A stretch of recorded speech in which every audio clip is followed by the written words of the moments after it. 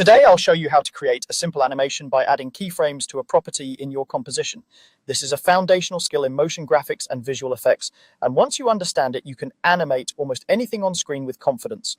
To start, make sure you already have a composition open and at least one layer in your timeline. This could be text, a shape, an image, or a video. The very first thing you'll do is select the layer you want to animate. Click on that layer in the timeline panel so it's highlighted. Selecting the correct layer is important because any changes you make from this point on will apply specifically to that layer and not to anything else in your project.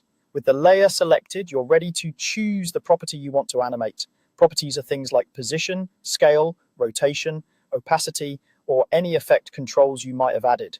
In the timeline, expand the layer if it isn't already open so you can see its properties.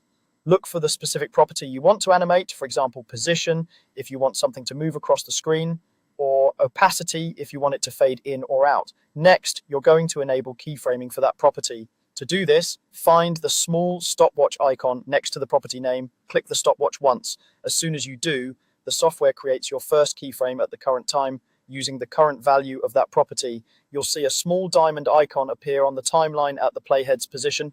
This tells you that keyframing is now turned on for that property, and any changes you make to it at different times will be recorded as new keyframes. Now you need to decide when you want the animation to change. Move the playhead to another point in time on the timeline. You can drag it with your mouse or type in an exact time code if you want a very precise animation.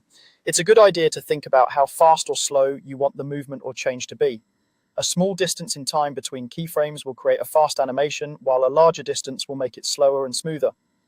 With the playhead in its new position, you're ready to adjust the property value. Click on the property value and change it to what you want at this point in the animation. For example, if you're animating position, drag the layer in the composition panel to its new location or type in new position numbers. If you're working with opacity, reduce or increase the percentage to create a fade.